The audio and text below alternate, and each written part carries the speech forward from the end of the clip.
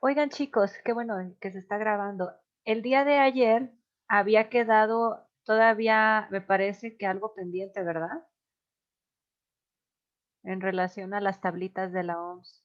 El comentario era, así deja la presentación si quieres, era que, por ejemplo, las tablas de la OMS regularmente, dado que están más estandarizadas en el crecimiento de los lactantes de los 0 a los 2 años, descubrieron que independientemente de la etnia, todos los niños tenían el mismo patrón de crecimiento. Entonces, es más recomendable que de los 0 a los 2 utilicen las tablas y tanto puntos de corte como tablas de crecimiento de la OMS, y a partir de los 2 o incluso todavía tiene un rango hasta los 5 años, utilicen ahora sí las tablas de la CDC, ya sea a partir de los 2 o 5 años sería más apropiado utilizar las tablas de la CDC porque han sido como más, más estandarizadas para graficar el crecimiento en la población en general, en donde obviamente también entramos nosotros. Entonces, ese era como el comentario que me quedó pendientes de decirles. Y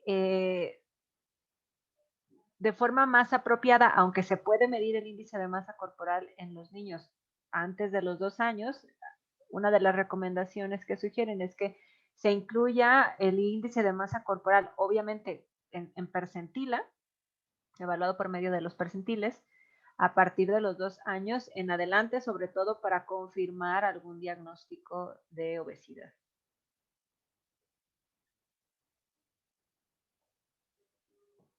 Y listo. Entonces, nada más quería hacer ese comentario porque ayer se salieron porque ya tenían otra clase. Entonces, chicas, adelante, inicien su presentación. Gracias, doctora. Bueno, buenos días a todos. Ay, perdón. Buenos días a todos. Nosotros vamos a presentarles nutrición en diferentes etapas de la vida y mi equipo está conformado por Brenda Itzel Maldonado y su servidora Mariana Mora. Siguiente, por favor.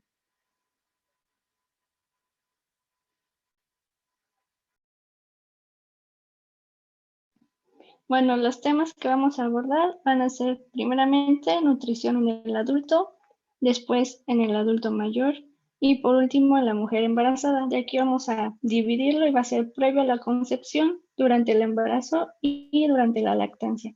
Siguiente, por favor. Ok, entonces vamos a empezar con la nutrición en el adulto.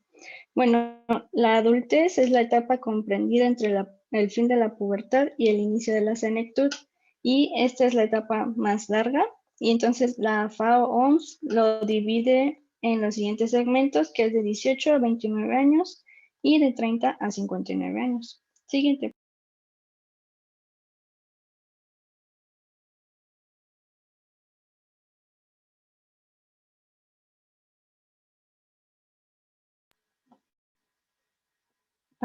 Bueno, ahora la importancia de este periodo, pues es que durante este periodo, pues la dieta, la actividad física, el tabaquismo y el peso corporal, pues van a influir de una manera poderosa sobre el curso futuro de la salud y también sobre el bienestar físico. Y también se va a dar inicio y gravedad de enfermedades como el cáncer, cardiopatías, accidentes cerebrovasculares, diabetes, entre otras, ¿no? Y estos justamente tienen factores de riesgo que se pueden modificar a través de cambios en la nutrición y en la actividad física. Y aquí en esta tabla pues se muestran prácticas alimentarias comunes en nuestras dietas que se pueden catalogar como carcinogénicas, aterogénicas, obesogénicas y que en caso de modificarlas podrían reducir la incidencia de estas enfermedades crónicas. Siguiente, por favor. Y bueno, tan solo por mencionar a la obesidad, que incluso algunos consideran como una epidemia, ¿no?, en todo el mundo, pues es un factor importante en el desarrollo de las principales enfermedades crónicas, ¿no?, como obesidad, resistencia a la insulina, diabetes, etcétera. Y al menos en México, los datos proporcionados por la ENSANUD, pues en el grupo de mujeres de 20 a 29 años, la prevalencia de obesidad es de 26%. Y esta aumenta a un 46% ya en la etapa de 30 a 59 años. Y en los hombres, pues este aumento es menos pronunciado, que pasa de 24 a 35%. Siguiente, por favor.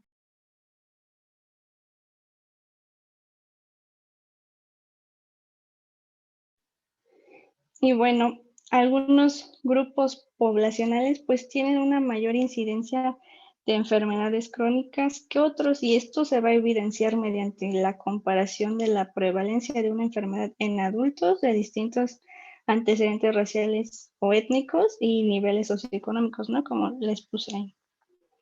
Siguiente, por favor. Ahora, los cambios fisiológicos que vamos a ver durante esta etapa, pues en términos generales, los individuos han dejado de crecer para cuando llegan a sus 20 años. También la fuerza muscular va a alcanzar su máximo cerca de los 25 a 30 años de edad, aunque el uso habitual de los músculos, el entrenamiento con pesas, pues va a afectar la fuerza, ¿no? Y también el tamaño de estos músculos. También el tipo y cantidad de actividad física pues tiene un impacto significativo sobre la composición del cuerpo, la masa corporal magra, también la reubicación de grasas y la densidad ósea. También se va a ver que va a disminuir la destreza y la flexibilidad y también algunas capacidades sensoriales y perceptuales. Y bueno, también en general, pues la composición corporal cambia lentamente de manera paralela a los cambios hormonales. Y bueno, estos cambios hormonales pues van a ser los siguientes, ¿no? Principalmente la disminución en la producción de estrógenos en la mujer, que va a dar inicio con la perimenopausia y va a continuar a lo largo de la menopausia. Y bueno, aquí se ha visto que las mujeres con mayor masa corporal tienden a tener una menopausia más tardía. Y también la menopausia se asocia con un aumento en la cantidad de grasa abdominal y un aumento en el riesgo de enfermedades cardiovasculares. Y también, por supuesto, que va a haber un aceleramiento de la pérdida de la masa ósea. Y bueno, en cuanto a los hombres, pues estos van a experimentar una disminución gradual en sus concentraciones de testosterona y también en su masa muscular. Y bueno, tanto en hombres como mujeres, pues la obesidad se asocia con mayores niveles de estrógenos y también va a estar implicado en el suministro de calcio a los huesos y también en la salud de los vasos sanguíneos, se mencionaba. Y otros de los cambios que van a ocurrir van a ser cambios en la adiposidad. Y aquí en la etapa entre los 20 y 64 años se asocia a un equilibrio de energía positivo. Entonces va a haber aumento de peso, adiposidad y va a disminuir la masa muscular. Y ya para la mitad de en la mitad de la adultez, pues los cambios físicos se van a volver más aparentes y va a haber la disminución de tamaño y masa de los músculos, como hemos estado diciendo, y pues va a aumentar la grasa corporal, perdón. También la redistribución de la grasa, va a disminuir la grasa subcutánea, y esto de la redistribución de la grasa pues es importante porque se menciona que se asocia con un aumento en el riesgo de ciertas enfermedades como la hipertensión, resistencia a la insulina, diabetes, etc. Siguiente, por favor. Ahora, ¿qué cambios en el gasto energético va a haber? Pues bueno, durante la adultez temprana, el metabolismo basal y el gasto energético van a empezar a reducirse a una tasa de cerca del 2.9% para los hombres y un 2.0% para las mujeres, y esto va a ser por cada década, ¿ok? Y por lo general, estas reducciones corresponden a disminuciones en la actividad física y en la masa muscular magra. Y entre los 25 y 65 años, la capacidad física también para el trabajo pues va a disminuir, ¿no? Entre el 5 y 10% por década. Y algo aquí que quiero así como aclarar es que los requerimientos de energía para los varones van a ser mayores que para las mujeres. ¿Y a qué se va a deber esto? Pues es que las mujeres tienen un mayor depósito de grasa corporal y menos masa magra, por lo que su gasto energético en reposo pues por kilogramo pues va a ser de alrededor de un 10% menos que el de los hombres. Sí, por favor.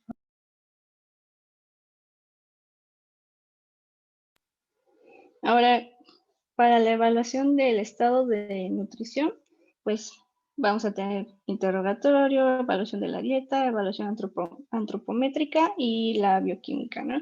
Entonces, pues en el interrogatorio va a ser fundamental para obtener información, para detectar principalmente factores de riesgo para desarrollar enfermedades crónicas, si es que no las tiene aún. Entonces, pues motivo de consulta, antecedentes heredofamiliares, etcétera, ¿no? Y en los antecedentes personales, pues nos vamos a nosotros a indagar sobre los hábitos alimenticios, el patrón de actividad física, consumo de alcohol, tabaco, etcétera. Y también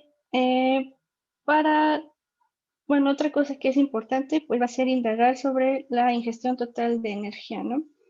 Vamos a también a identificar los nutrimentos que se consumen, su distribución en la alimentación y también mediante una lista se menciona que se deben de poner los alimentos favoritos, los que menos agradan y conocer sus horarios de alimentación, ¿no? Del individuo, igual si consume bebidas alcohólicas, etcétera. En cuanto a la evaluación antropométrica, pues es lo que más se usa para evaluar el estado nutricional y pues este va a ser el índice de masa corporal principalmente por su facilidad de manejo.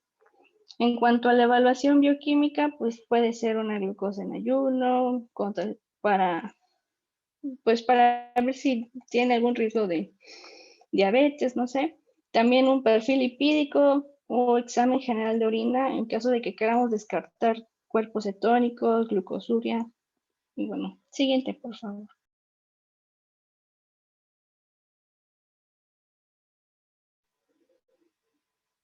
Bueno, este es un cuadro con los indicadores y pruebas diagnósticas que se deben de incluir en la evaluación del estado de nutrición de los adultos. Y también se ponen los criterios de riesgo, ¿no? Por ejemplo, hacer menos de 30 minutos de actividad física, los niveles altos de triglicéridos. Y bueno, ahí se los dejo para que lo chequen. Siguiente, por favor.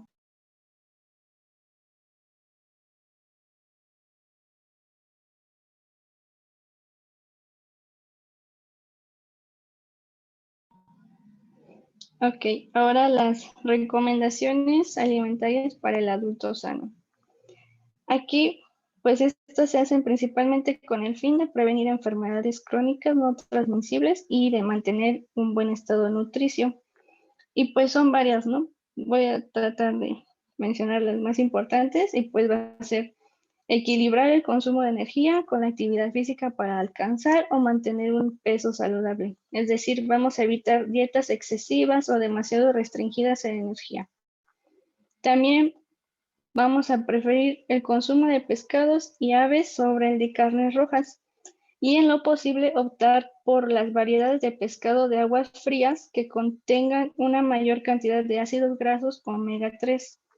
Y bueno, ¿estos cuáles son? Pues puede ser la trucha, el atún, el salmón y otra cosa aquí es que también debemos de favorecer el consumo de atún enlatado en agua en lugar de su presentación en aceite. ¿Y esto por qué va a ser? Esto va a ser porque los ácidos grasos omega 3 tienden a disolverse en el aceite, el cual pues la mayoría de la gente, bueno, yo no sé si alguien lo conserva, pero por lo general se elimina.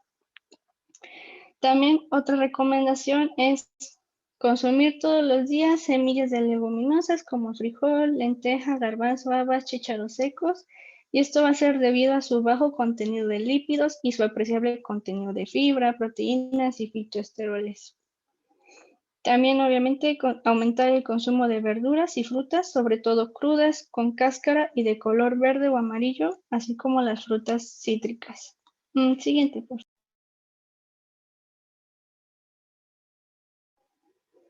Bueno, aquí otras recomendaciones, pues moderar la ingestión de alimentos ahumados y de productos curados o de salchichonería, ya que estos contienen componentes que pueden convertirse en sustancias carcinogénicas. También restringir el uso de azúcar, sal y grasa en la preparación de alimentos y el consumo de alimentos adicionados con estos. También evitar en general el consumo habitual de suplementos vitamínicos, porque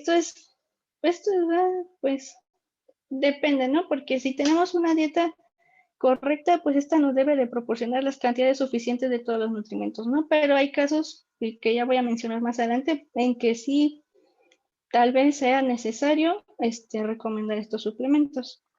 Siguiente, por favor. Y bueno, en esta tabla se muestran algunos ejemplos de sustitución de ingredientes para dar esta transición a una alimentación más sana, dependiendo si necesitamos reducir los lípidos y colesterol o la sal, el azúcar, etc. Siguiente, por favor.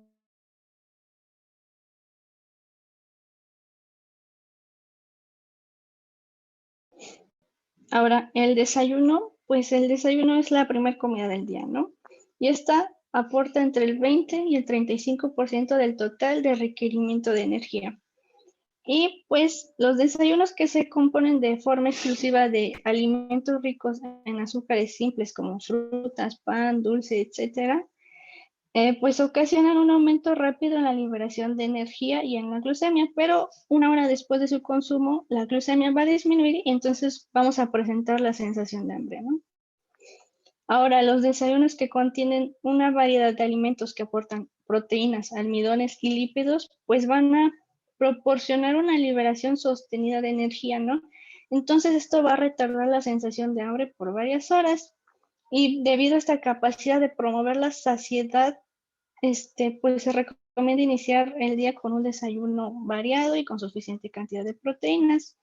Y aquí en la tablita se ponen sugerencias para el desayuno, ¿no? Por ejemplo, si alguien no tiene tanto tiempo, pues dice que recurramos a una malteada con leche descremado o yogur bajo en lípidos, fruta y algún cereal. Siguiente, por favor.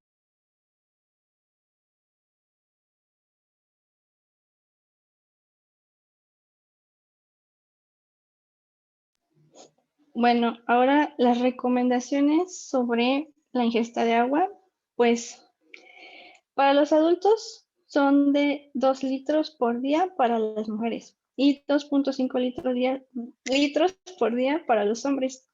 Y en caso de que se realice un trabajo manual a altas temperaturas, puede ser necesario incluso hasta 4.5 litros por día. Y se dice que los requerimientos diarios pueden triplicarse al pasar de un clima templado, que es alrededor de unos 20 grados, a uno muy caliente, o sea, hasta unos 40 grados, ¿no? Y entonces, ahora en cuanto a las bebidas, pues a excepción de la leche y los jugos de frutas, las bebidas contribuyen poco a las necesidades nutricionales esenciales. Y entonces se hacen las siguientes recomendaciones. Consumir menos porciones o porciones más pequeñas de bebidas que contengan grasas y azúcares añadidos. Planear el consumo de bebidas como parte de la ingesta calórica total y elegir de los grupos lácteos y frutas y verduras. Siguiente, por favor. Ahora, las bebidas alcohólicas, estas contienen agua, etanol y cantidades variables de hidratos de carbono. Y muy poco o incluso nada de otros nutrimentos, ¿no? Como se aprecia aquí en el cuadro. Y su consumo se vincula con una capacidad ilimitada del organismo para absorber y utilizar los nutrimentos. Además de que las dos vías que utiliza el hígado para metabolizar el etanol va a generar productos muy tóxicos como el acetaldehído y radicales libres que van a influir en la utilización de nutrimentos y por lo tanto puede haber concentraciones sanguíneas bajas de vitamina C, vitamina A, vitamina E, licopenos, carotenos, zinc, selenio y ácido fólico y también de otros nutrimentos como la tiamina y el hierro. Siguiente.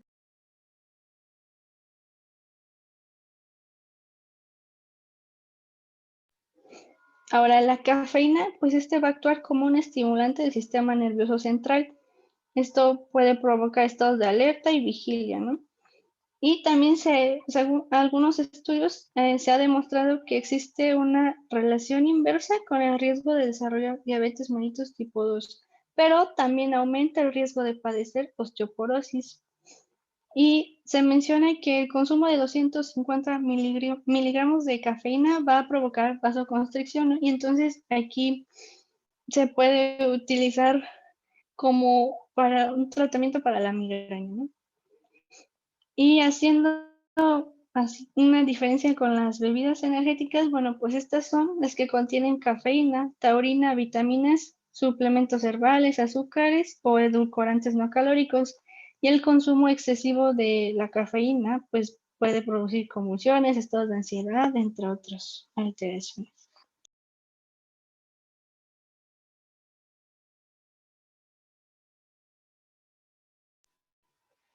Ahora, el tabaquismo, va a tener diferentes efectos sobre las vitaminas y nutrimentos inorgánicos. Va a afectar el estado de nutrición de la vitamina C y se ha sugerido que esta reducción se debe a un aumento en la excreción de la vitamina, a un aumento en su recambio metabólico, pero también a una disminución en sí de la ingesta de esta vitamina debido a que los fumadores presentan un deterioro en la percepción de los sabores y los olores. También disminuye las concentraciones de betacarotenos y va a elevar las de gamma tocoferol tanto en fumadores activos como en pasivos. Los efectos que va a ejercer en el metabolismo va a ser principalmente en la composición corporal, y es que los fumadores pues tienden a tener un índice de masa corporal menor que los no fumadores, incluso aunque coman lo mismo. Y también pues se sabe que la nicotina es un supresor del apetito. Y otra cosa importante es que se ha demostrado que fumar es un riesgo importante para el desarrollo de enfermedades cardiovasculares y aterogénicas, ¿no? Y también para la resistencia a la insulina. Siguiente.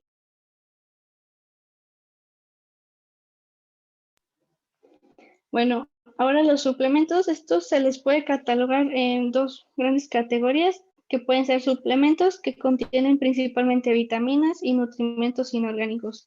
Y la otra categoría, suplementos que contienen otras sustancias, como podrían ser productos botánicos o compuestos naturales fisiológicamente activos, ¿no? Algas, hongos, plantas, etcétera.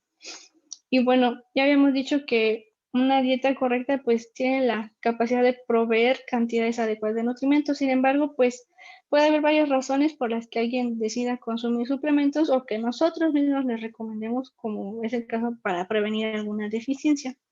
Siguiente, por favor. Bueno, en esta tabla se muestran los efectos adversos de un exceso en el consumo de algunos de los nutrimentos. Y entonces ahí se lo puse por si después quieren checarla con calma. Siguiente, por favor. Ahora, la desnutrición, pues es resultado de un aporte inadecuado de combustibles energéticos, de proteínas o de otros nutrimentos, lo que ocasiona efectos adversos en la composición y en el funcionamiento corporal.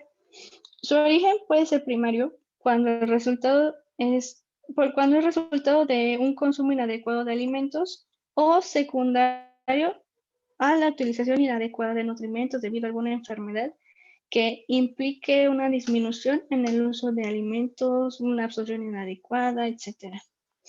Entonces podemos encontrar dos escenarios, que son los enfermos con deficiencias nutricias, que estos por lo general van a tener intactos sus mecanismos de conservación de proteínas, y esto va a permitir que el balance de nitrógeno se mantenga en equilibrio cuando las proteínas aportan entre el 7 y 8% de requerimiento energético.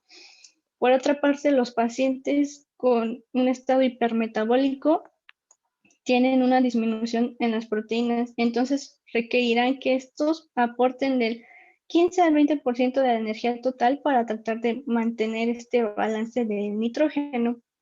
Aunque aquí algo importante es que debemos de tener cuidado de que cuando empecemos a alimentar al paciente desnutrido, no ocasionemos el síndrome de realimentación, que suele presentarse posteriormente a que iniciamos otra vez a la alimentación de este paciente. Se va a presentar en un plazo de 4 días, ¿no? Y entonces puede haber trastornos electrolíticos, complicaciones neurológicas, respiratorias, neuromusculares y entre otras, ¿no? Siguiente, por favor.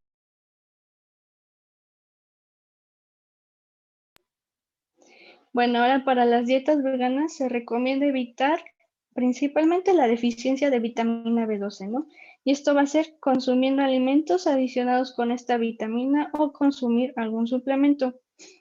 Prevenir la deficiencia de calcio al consumir alimentos ricos, obviamente en calcio, como las oleaginosas, tortillas de nixtamal, verduras.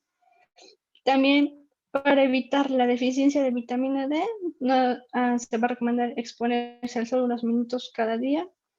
También se recomienda consumir aceites de origen vegetal y oleaginosas para los ácidos grasos omega 3 y también consumir buenas fuentes de hierro y zinc. Siguiente, por favor.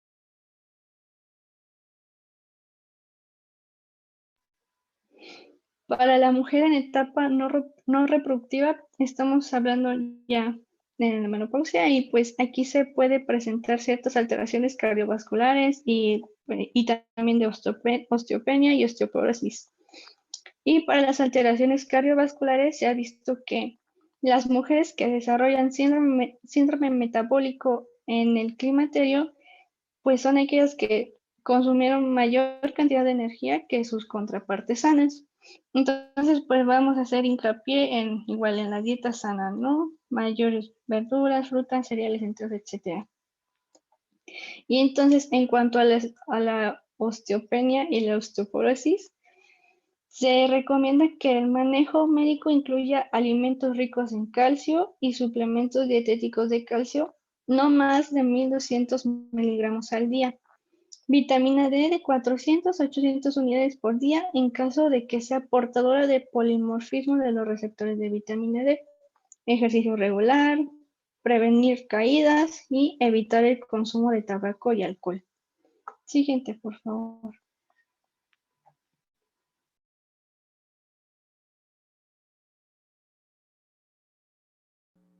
Bueno, ahora vamos a enfocarnos en lo que es la nutrición en el adulto mayor.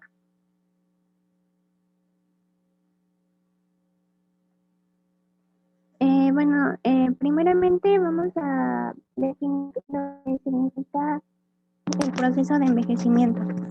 La OMS lo define como este proceso fisiológico que comienza en la concepción y ocasiona cambios en las características de las especies durante todo el ciclo de la vida. Esos cambios producen una limitación de la adaptabilidad del organismo en relación con el medio y los ritmos a que estos cambios se producen en los diversos órganos de un mismo individuo o en distintos individuos no van a ser iguales. También el diccionario de inglés de Oxford lo va a definir como el conjunto de modificaciones morfológicas y fisiológicas que aparecen como consecuencia de la acción del tiempo sobre los seres vivos, que va a suponer una disminución de la capacidad de adaptación en cada uno de los órganos, aparatos y sistemas, así como en la capacidad de respuesta a los agentes lesivos. Esto es muy importante porque, bueno, vemos que se toman conceptos como lo que es el tiempo y cambios en procesos fisiológicos en el cuerpo. Es decir, el envejecimiento es un proceso que se da durante todo el ciclo de la vida. Se menciona que nacemos envejeciendo, vivimos y nos desarrollamos envejeciendo hasta llegar a la etapa final de la vida, que sería la muerte.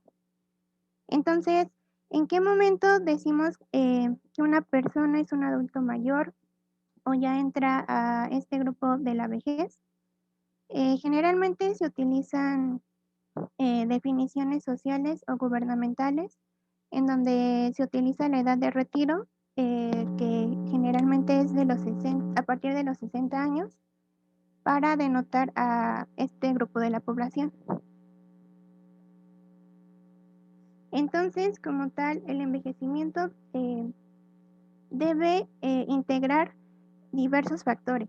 Generalmente se le atribuye una edad cronológica, que es el número de años transcurridos desde el nacimiento, pero también es necesario integrar una edad biológica que está determinada por el grado de deterioro de los órganos, una edad psicológica que va a representar el funcionamiento del individuo en cuanto a su competencia conductual y adaptación ante ciertas situaciones de la vida, y una edad social que va a establecer el papel individual que debe desempeñar en la sociedad el individuo. También se menciona que debemos ver al envejecimiento en 3 dimensiones, que es la disminución, que esta se relaciona con el deterioro en la función de algunos órganos, y la reducción de la percepción sensorial.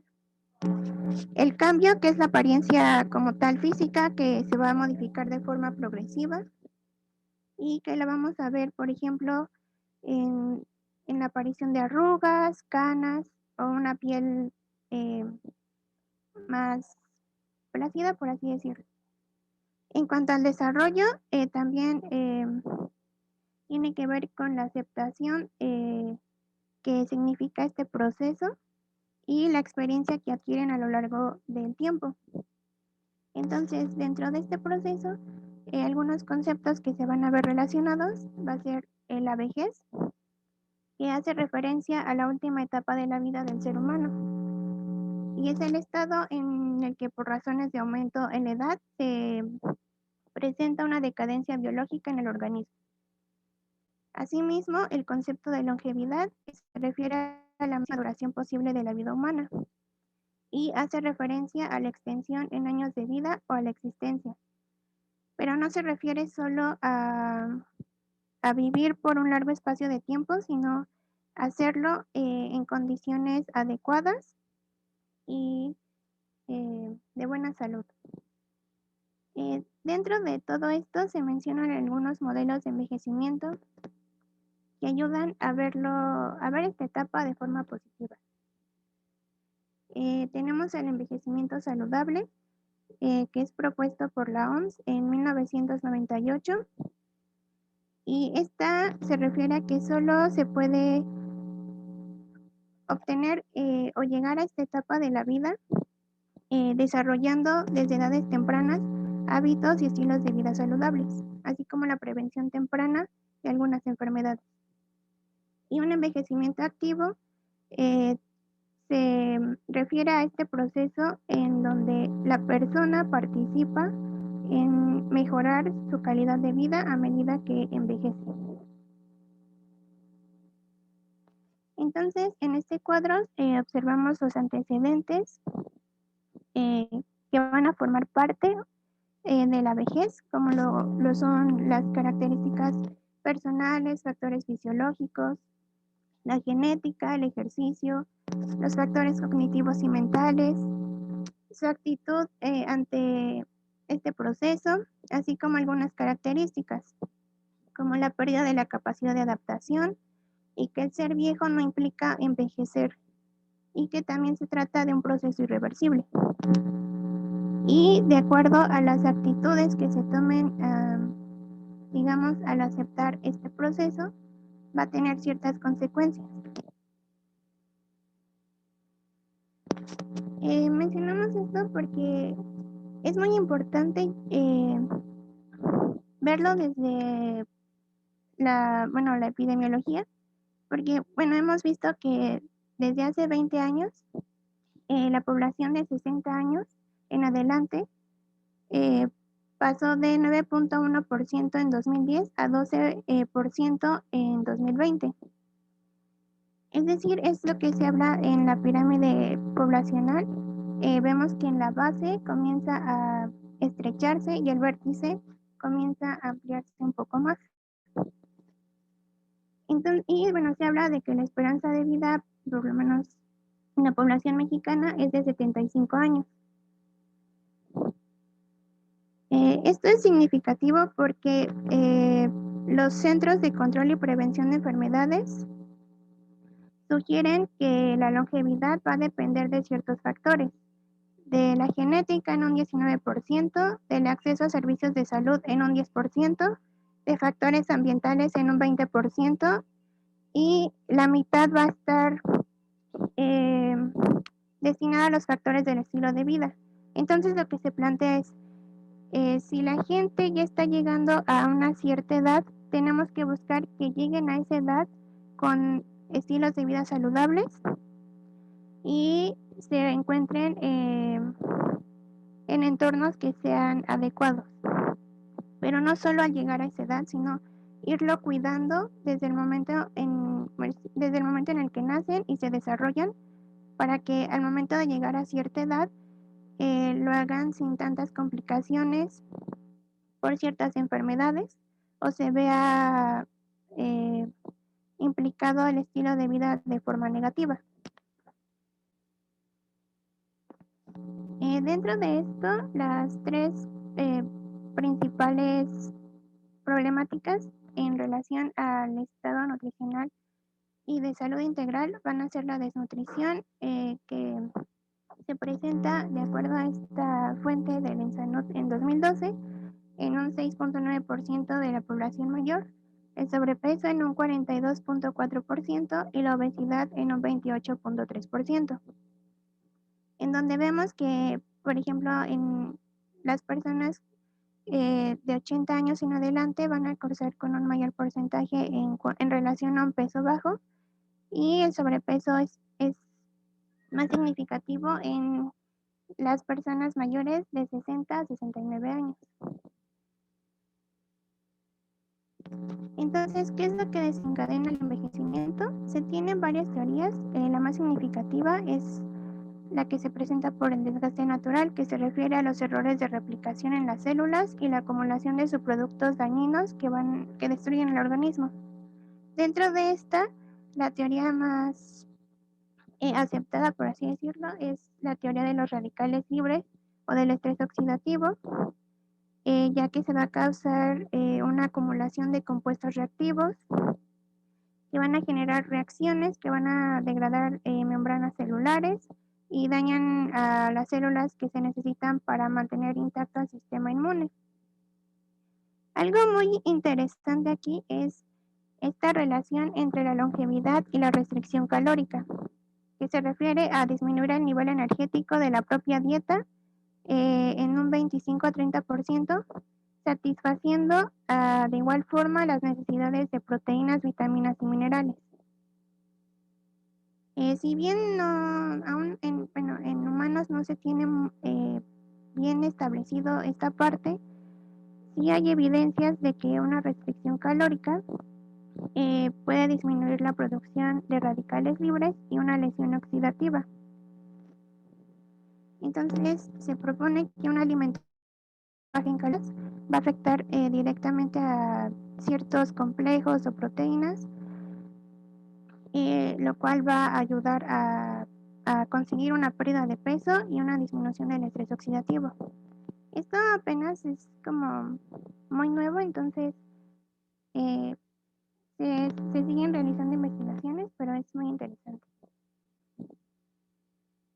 En cuanto a los cambios fisiológicos que vamos a encontrar en este grupo de la población, se van a presentar en distintos sistemas, siendo los más importantes en el gastrointestinal y el musculoesquelético, como la reducción en la secreción de saliva y moco, las piezas dentarias faltantes, disfagia, disminución de la peristalsis. En cuanto al músculo esquelético, la reducción de la masa corporal magra y el aumento en la masa de grasas, y también la disminución de la tasa metabólica en reposo. Entonces, los cambios en la composición corporal van a ser muy significativos en esta etapa de la vida, y va a estar determinado por la masa grasa, que va a ser este conjunto de lípidos o grasas integrales presentes en el organismo, que van a constituir un reservorio energético primordial, y está compuesto por el tejido adiposo total y los depósitos de grasa, que esta va a ser la que se va a encontrar aumentada durante esta edad. Y tenemos la masa libre de grasa o la masa magra, que va a estar compuesta por la masa muscular esquelética, el agua corporal total, el contenido mineral óseo y algunos órganos específicos como hígado o páncreas. Algunos factores de riesgo nutricional que se van a presentar en este grupo van a ser una alimentación deficiente, que se refiere a comer poco o en exceso, que se coman los mismos alimentos día a día, o que no se consuman ciertos alimentos de los grupos de alimentos. También que la dentición y la salud bucal sean deficientes. Sobre todo, pues tenemos en cuenta que estas personas ya utilizan prótesis, y muchas veces va a estar afectando incluso en cuanto a lo que es el olfato y el gusto, y puede generar complicaciones incluso para comenzar a comer. Y también se presentan problemas de masticación y deglución. Puede haber presencia de enfermedades o padecimientos agudos o crónicos relacionados con la dieta, aumentos o pérdidas involuntarias de peso, sobre todo en edades mayor de 80 años en adelante. Va a haber un mayor riesgo de fragilidad y problemas de salud, pobreza y una discapacidad funcional o la dependencia.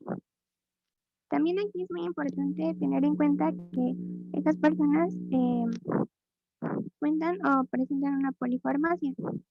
Entonces va a haber ciertos medicamentos que van a tener ciertas reacciones con ciertos tipos de alimentos, o ciertos tipos de alimentos pueden ocasionar que ciertos medicamentos no lleven a cabo de forma adecuada su mecanismo de acción. En este caso, por ejemplo, en los antiinflamatorios, se menciona que tenemos que ser cuidadosos en su administración con alimentos ácidos, porque puede incrementar la acidez estomacal. O en el caso de los antihipertensivos, ciertos alimentos como sopas enlatadas o alimentos con demasiado sodio pueden incrementar la tensión arterial. Y así con otros. Otros factores de riesgo nutricional van a ser ciertos padecimientos que son muy marcados. En cuanto a la desnutrición, que va a ser esta condición patológica resultante de una dieta insuficiente o mala asimilación de los alimentos, relacionada con la pérdida de peso y masa muscular, así como la disminución de la fuerza e inmunodeficiencia. Esta como tal se presenta por cambios que ocurren en la masa magra corporal por el mismo proceso de envejecimiento, ya que esta se va a ver reducida. Pero también se puede presentar por causas que afecten las capacidades digestivas y de alimentación. Como veíamos, por ejemplo, el que se utilicen prótesis dentales o no haya una buena absorción de los alimentos. Esta parte es muy importante porque muchas veces la desnutrición puede pasar inadvertida y muchas veces no se realizan las evaluaciones a tiempo de forma adecuada para poder diagnosticarlo. Y además se puede ver asociada con ciertas alteraciones como caídas, úlceras, sobre todo en pacientes que se encuentran hospitalizados, anemias o infecciones recurrentes. También la obesidad, va a ser este almacenamiento excesivo de grasa que conduce a una alta prevalencia de enfermedades crónicas. Se menciona que puede ser un predictor de ocurrencia en morbilidades, pero también un predictor de envejecimiento satisfactorio. También la sarcopenia, que va a ser la pérdida de la masa, fuerza y función del músculo esquelético, que va a contribuir en gran medida a la discapacidad y la pérdida de independencia del adulto mayor. Dentro de estos dos padecimientos podemos encontrar la obesidad sarcopénica, la cual se menciona que se refuerzan mutuamente a distintos niveles, ya que a medida que la persona envejece, sus niveles de actividad física se ven reducidos, entonces disminuye esta masa muscular mientras aumenta la masa grasa y se tiene un balance calórico positivo, lo que finalmente va a llevar a que la persona gane peso en forma de grasa.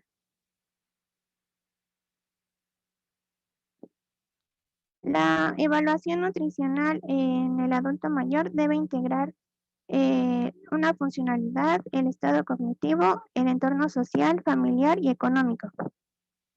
Sus objetivos es la detección precoz de la desnutrición, ya que como mencionamos, del 1 al 15% se presenta en adultos mayores ambulatorios y del 35 al 65% en pacientes hospitalizados. También es importante determinar las situaciones de riesgo mediante la identificación de causas de posibles déficits nutricionales. También diseñar un plan de actuación para mejorar el estado nutricional y evaluar la efectividad de las intervenciones nutricionales. Podemos realizar el interrogatorio, que va a incluir una historia clínico-nutricional, una historia dietética que incluye el número de ingestas al día, los cambios recientes en las sensaciones de hambre y saciedad, preferencias y aversiones alimentarias, la existencia de alergias o intolerancias alimentarias, el seguimiento de dietas especiales o el consumo de suplementos dietéticos, así como una historia social y psicosocial e identificar redes de apoyo. Ya que, bueno, como hemos mencionado, muchos de ellos ya dependen del cuidado de otras personas. En la exploración física realizamos una valoración antropométrica en donde medimos el peso, la talla, talón rodilla puede ser, que es, bueno, se toman con ayuda de una regla y para calcularla se utiliza la ecuación de Chomlea, que va a tomar en cuenta la talla y la edad del adulto mayor. En cuanto al IMC, se tiene, digamos, un conflicto porque se menciona que se debería de tener una clasificación para los adultos mayores.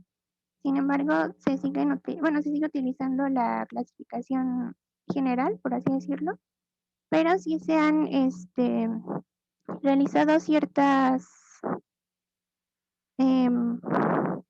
propuestas en donde se puede clasificar en una obesidad con un IMC mayor a 30, el sobrepeso de 27 a 29.9, un peso normal de 22 a 26.9, un peso insuficiente de 18.5 a 21.9 y desnutrición menor a 18.5. Y también tenemos que medir el índice cintura-cadera y la circunferencia media del brazo y la pantorrilla. En cuanto a la elaboración bioquímica, los estudios específicos para este grupo de edad se menciona que puede ser la citometría hemática, medición de albúmina, proalbúmina y transferrina, ya que estas se ven disminuidas, y colesterol. Y en los análisis de composición corporal se pueden realizar diversos estudios, como el análisis de bioimpedancia, la tomografía computarizada, una resonancia magnética, o el DEXA, que va a ser la absorciometría con rayos X de doble energía. Y aquí es la que se muestra en la imagen. Y, por ejemplo, esta corresponde a una mujer de 65 años con un peso de 75 kilogramos, una estatura de 150 centímetros y un IMC de 33. Y el porcentaje de grasa corporal que se obtuvo fue de 45.9 y la masa muscular esquelética de 5.1. Esta absorciometría se menciona que es una de las técnicas más accesibles y recomendables para la evaluación de la composición corporal. Y aquí en estas tablas vemos la mención o valoración percentil en cuanto al peso de los hombres y las mujeres, en donde vamos a ver que este va disminuyendo conforme aumenta la edad, al igual que con la estatura. También para la evaluación nutricional tenemos que realizar pruebas específicas para un diagnóstico integral. Entre ellas se incluye el índice de Bartel para evaluar la autonomía de las actividades de la vida diaria, el mini mental, la escala geriátrica de depresión y las evaluaciones nutricionales del adulto mayor. Sobre todo la mini evaluación nutricional. También es importante que al ingreso de los pacientes a consulta o si se encuentran hospitalizados, realicemos un índice de riesgo nutricio-geriátrico tomando los valores de la albúmina y la ecuación de Lorentz, que calcula el peso teórico ideal de una persona a partir de su altura.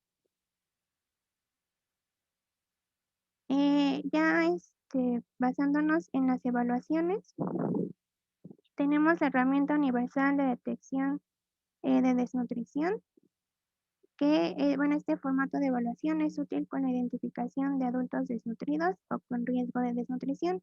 y va a tomar en cuenta el índice de masa corporal, la pérdida de peso involuntaria en los últimos 3 a 6 meses y si ha disminuido la ingestión de alimentos por más de 5 días. Si obtenemos 0 puntos es un riesgo bajo y mayor a 2 puntos nos habla de un riesgo alto. También realizamos la mini evaluación nutricional que va a constar de 4 secciones donde se hace una valoración antropométrica, una valoración general en cuanto al estilo de vida, medicamentos y movilidad, una valoración dietética en el número de comidas y gestión de alimentos y líquidos y la autonomía de la realización de comidas. Y un cuestionario sobre la autoevaluación que toma en cuenta la autopercepción de la salud y del estado nutricio. Y en cuanto a los resultados, si se obtienen 24 puntos o más, se habla de un estado nutricional satisfactorio. Pero si se obtienen 17 puntos o menos, nos habla de un mal estado nutricional. Otro que podemos aplicar es la mini evaluación nutricional en su formato corto, que va a tomar en cuenta, digamos, 6 ítems, que es el índice de masa corporal, la pérdida de peso en los últimos 3 meses, la presencia de enfermedad aguda o estrés en los últimos 3 meses, el grado de movilidad, la presencia de demencia o depresión y antecedentes de disminución en la ingestión de alimentos. Este se recomienda que se realice de forma anual en pacientes ambulatorios y cada 3 meses en pacientes hospitalizados, siempre y cuando observemos cambios en la situación clínica del paciente. Entonces, de acuerdo a la puntuación que obtengamos, que va de 0 a 14 puntos, donde si obtenemos de 12 a 14 puntos nos habla de un estado nutricional normal, se puede realizar una reevaluación y si se obtiene de 8 a 11 puntos nos habla de un riesgo de desnutrición. De acuerdo, observamos si se presenta no se presenta una pérdida de peso, se realiza un control exhaustivo del peso y se vuelve a hacer la reevaluación en 3 meses. Y si se observa la pérdida de peso, ya se aplica un tratamiento en cuanto a la intervención nutricional y también el control exhaustivo del peso. Y si obtenemos de 0 a 7 puntos, ya es un estado de desnutrición en donde ya se lleva a cabo una intervención nutricional, igualmente el control exhaustivo del peso. Entonces, para la evaluación del adulto mayor, tomamos en cuenta la historia clínica completa, una evaluación geriátrica integral y el interrogatorio en cuanto a los aspectos nutricionales. Realizamos la evaluación nutricional mediante las evaluaciones las evaluaciones nutricionales y tomamos ciertos valores antropométricos como es la circunferencia de cintura y el índice de masa corporal para determinar en qué estado se encuentra la persona. Se menciona que es importante que todos los adultos mayores sean enviados a nutrición independientemente de su estado nutricional. Y ya en nutrición se le da un plan de alimentación y el tipo de actividad física recomendada. Y ya digamos, el médico familiar se encarga de vigilar que el paciente siga el régimen alimenticio y controla y vigila las comorbilidades.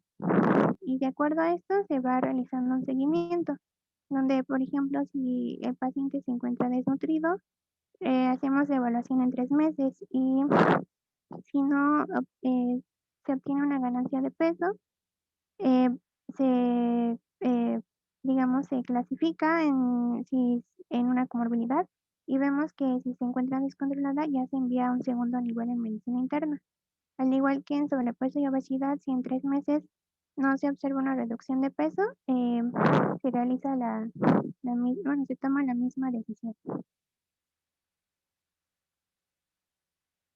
Entonces, en cuanto a recomendaciones dietéticas y nutricionales, se recomienda que la ingesta calórica en personas de 60 a 69 años, cuanto a los hombres sea de 2000 y en las mujeres de 1600. Sin embargo, se menciona que la ingesta calórica real no es adecuada, ya que se puede ver, bueno, en este caso aumentada, y en bueno, en las personas de 70 años o más puede verse disminuida. Y esto se presenta porque, como hemos mencionado, hay una menor actividad física, hay una reducción en la tasa metabólica basal, todo esto como consecuencia en los cambios en la composición corporal. En cuanto a los grupos de alimentos, se recomienda que la cantidad de proteínas sea de 1 a 1.5 gramos por kilogramo al día. Sin embargo, esta va a depender de los antecedentes o comorbilidades que presente el paciente. Puede que se necesite un poco más o menos dependiendo de esto. En cuanto a los carbohidratos, se menciona que sea un consumo en un porcentaje de 55 a 70%.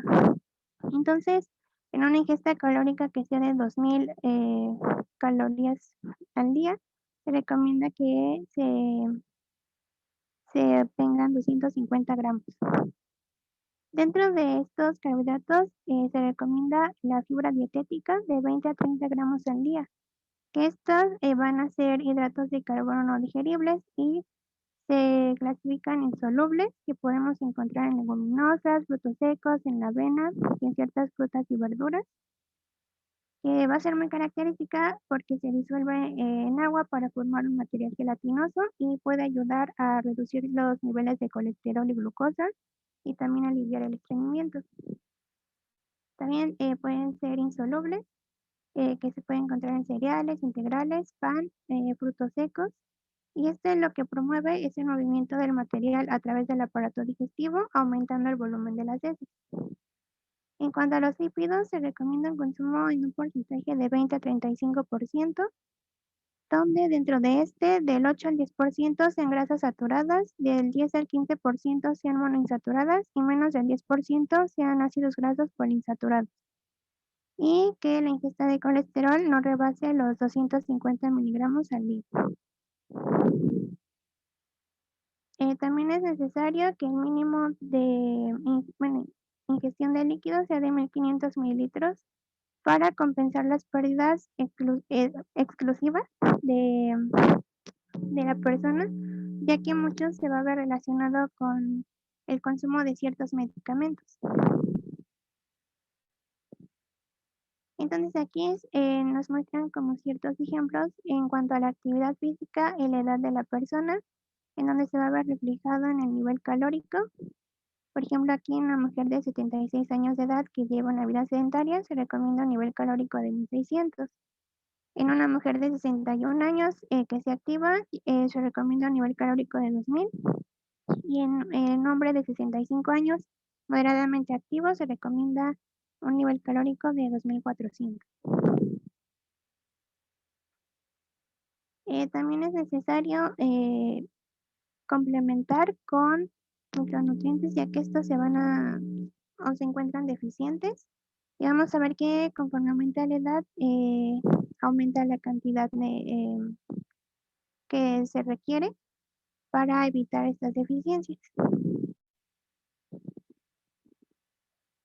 Una parte muy importante son los suplementos o complementos alimenticios, así como alimentos funcionales. Estos, la función de estos es la prevención de enfermedades o complementar la ingesta de nutrientes a partir de la dieta normal. Se menciona que sus beneficios o ventajas es que tienen una elevada densidad de nutrientes, son fácilmente digeribles, están adaptados a las necesidades del anciano. Algunos no contienen lactosa y o gluten, algunos contienen fibra o probióticos, presentan una consistencia adecuada para suplir las deficiencias del aparato de la masticación, tienen buen sabor y se presentan en distintas variedades y su preparación es sencilla. Sin embargo, va a depender, digamos, de la dieta de cada individuo, ya que muchas veces no son necesarios si el plan de alimentación cuenta con todos los nutrientes adecuados.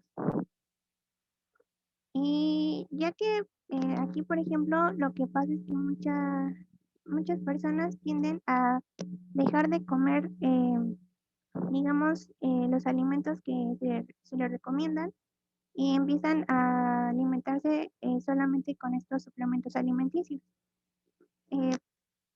Porque, bueno, lo que se piensa es que, o lo que dicen es que si estos suplementos ya contienen todos los nutrientes que ellos necesitan, entonces no es necesario que se alimenten em, con otro tipo de alimentos o de otra forma.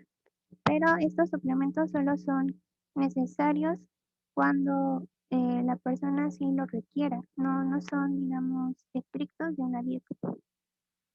Pero si se llegan a tomar, está relacionado a una falta de apetito derivado de enfermedad, la pérdida de gusto o el olfato, una dieta deficiente a causa de la inseguridad alimentaria, eh, o que se eviten ciertos grupos alimentarios, o que se usen ciertas sustancias que afectan la dieta, como el tabaco o el alcohol.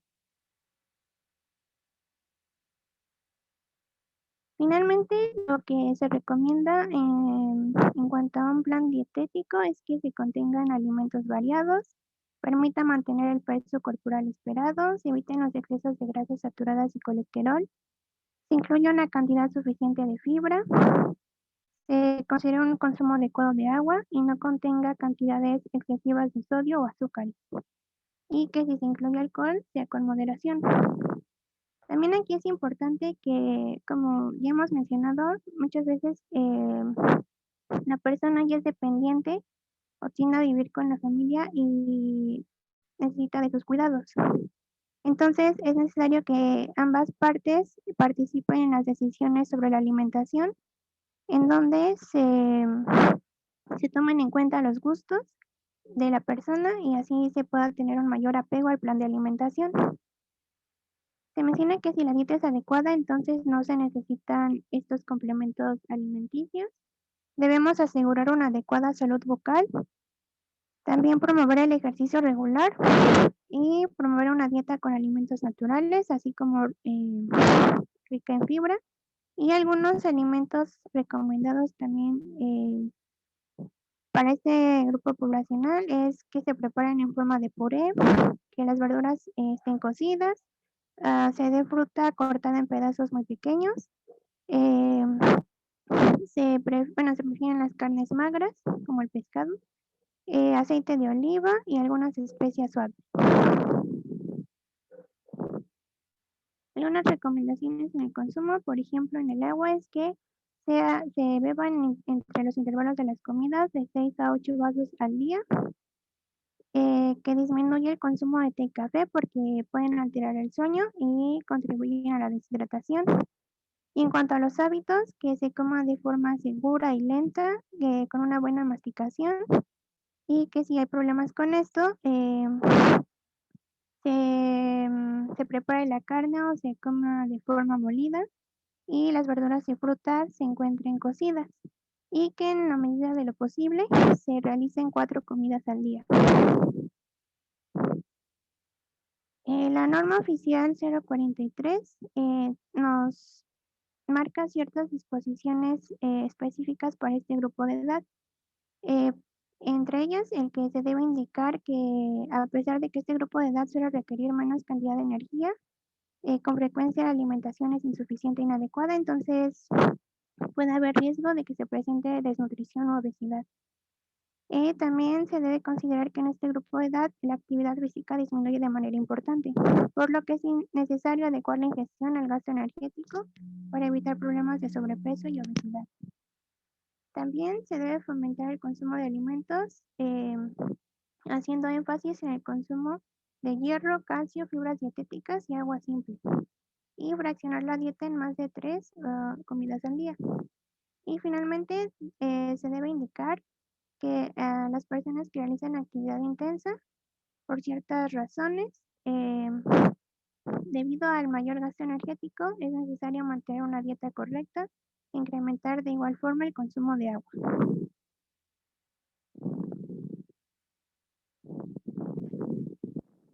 Bueno, ahora vamos a hablar sobre la nutrición en la mujer embarazada. Siguiente, por favor.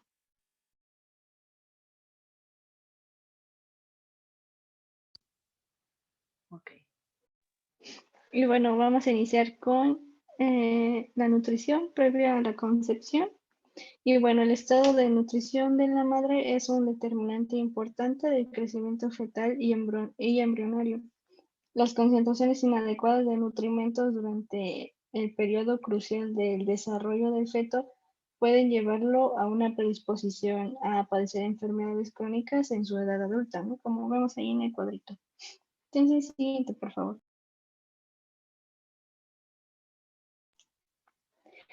Y bueno, mediante la prevención primaria se busca reducir el riesgo de efectos adversos en la mujer y también en el neonato, y esto vamos a realizarlo mediante la evaluación de riesgo preconcepcional con la historia familiar, estado de nutrición, exposición a riesgos ambientales, etcétera, ¿no? Pero también estas recomendaciones deben de ser individualizadas y van a estar encaminadas según las diferentes etapas en las que está la mujer. Siguiente, por favor.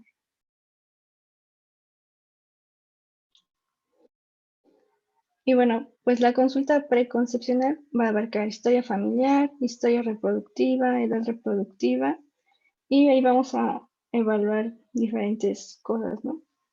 Por ejemplo, principalmente es para detectar si hay algún riesgo que sea para sordera, retraso mental, efectos cardíacos, etc. Siguiente, por favor. Y bueno, ahora sí, algunos nutrimentos que se ha visto que pueden influir en el desarrollo del feto y que la madre debe de tener con reservas adecuadas, pues son los siguientes. El ácido fólico, este ya sabemos que va a prevenir defectos del cierre del tubo neural, y la ingesta diaria recomendada de 400 microgramos al día. Y esto se puede obtener de alimentos como las leguminosas, alimentos de hojas verdes, frutas y jugos cítricos, o también panes que ya están adicionados, ¿no?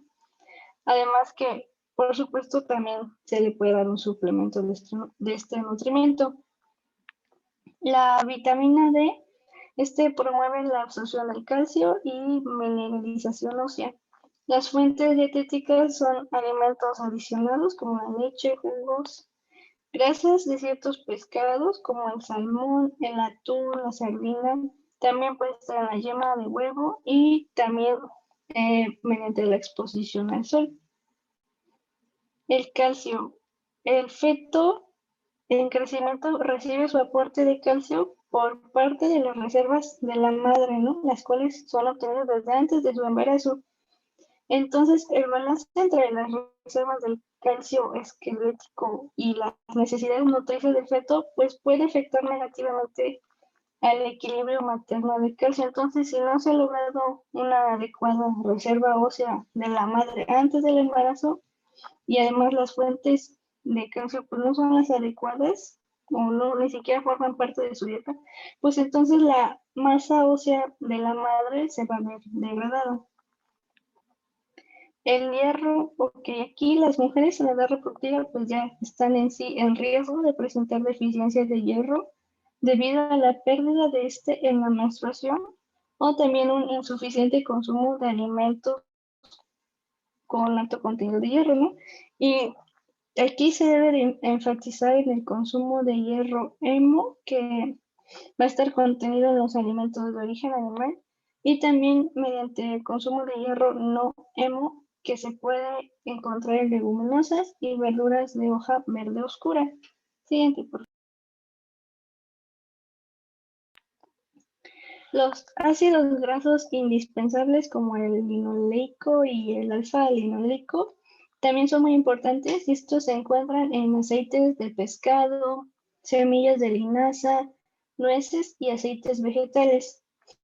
Y se ha encontrado que el consumo de estos alimentos aumenta el tiempo gestacional y también el peso del recién nacido. Y también han visto que está implicado en el desarrollo visual, cognitivo y motor igual de recién nacido. El yodo también va a ser necesario en la dieta, ya que su deficiencia puede producir abortos, pérdida del producto, retraso mental, cretinismo y entre otros, ¿no? También la deficiencia de zinc se ha visto que es teratogénica, y algunas malformaciones relacionadas van a ser el palar hendido, el labio leporino deformaciones del corazón, ojos, alteraciones esqueléticas y entre otras. Y entonces para evitar esto se recomienda consumir alimentos ricos en zinc como las carnes de res, cereales, carne de cerdo y derivados de la leche. Y bueno, ya por último, los suplementos vitamínicos, esto principalmente debe de tener énfasis en las mujeres con deficiencia de vitamina B12, como las mujeres vegetarianas estrictas, ¿no? Y también, pues, mujeres que no consumen frutas y verduras regularmente. Siguiente, por favor. Ahora, también existe un consumo en la dieta que puede ser de riesgo, ¿no? Esto puede ser es el alcohol, el tabaquismo y la cafeína. El alcohol es un teratógeno, ya que aquí, aunque estemos hablando de la etapa prenatal, pues las mujeres que consumen frecuentemente este tipo de bebidas tienen el riesgo de continuar consumiéndolo incluso en el inicio del embarazo, ¿no? Entonces, pues es importante informar a la mujer sobre las consecuencias negativas que esto va a traer, ¿no? El tabaquismo. Aquí algunas alteraciones del feto en una madre fumadora, pues va a ser la rotura prematura de membranas, prematurez, bajo peso al nacer y también puede ser el síndrome de muerte repentina del lactante. Además, se puede presentar aborto espontáneo, problemas respiratorios como asma, bronquitis y también infecciones en los oídos. En cuanto a la cafeína, bueno, aquí el consumo inadecuado de cafeína, o sea, mayor a 300 miligramos al día o 2 tazas de café, está asociado con aborto espontáneo y bajo peso al nacer, pero no a defectos de nacimiento como tal. Y entonces es por esto que se le debe de asesorar a la futura madre que sobre su consumo, ¿no? Igual mencionando que los refrescos o bebidas energetizantes igual tienen altos niveles de cafeína, ¿no? Entonces, pues se debería de evitar su consumo. Siguiente, por favor. Y bueno, en cuanto a exposiciones ambientales con las que se debe de tener cuidado, pues principalmente es el mercurio y el plomo, ¿no? Aquí el mercurio, su exposición puede ser al consumir alimentos de origen acuático, como el pescado de agua fresca o mariscos, y entonces se debe de evitar el consumo de pescados obtenidos directamente del mar, como el tiburón, el pez espada, el pez tilapia, y también la ingestión de atún conseguido directamente del mar debe limitarse a 2 comidas semanales de alrededor de 90, alrededor de 90 a 120 gramos cada uno. Y bueno, aquí la mujer en edad reproductiva debe de ser suplementada también con ácidos grasos indispensables, pero que no provengan de fuentes del mar. Y otra exposición a la que puede estar la madre pues es el plomo, y esto es principalmente en sitios de trabajo y tierras contaminadas, pero dentro del hogar también al lavar utensilios de cocina que contienen plomo, ¿no? Principalmente como las cazuelas o otras que también se utiliza en otras pinturas, ¿no? Entonces ahí también debemos de tener cuidado. Y ya esto en grandes cantidades, pues puede producir aborto espontáneo, muerte fetal intrauterina, parto pretérmino y también secuelas neurológicas postnatales. También se debe de recomendar suplementación de calcio y hierro para disminuir la absorción del plomo. Siguiente, por favor.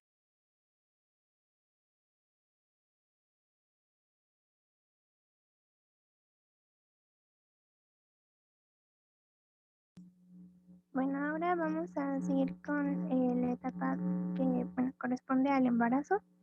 Bueno, esta va a comenzar desde el momento de fecundación hasta el parto como tal y se divide en 3 trimestres.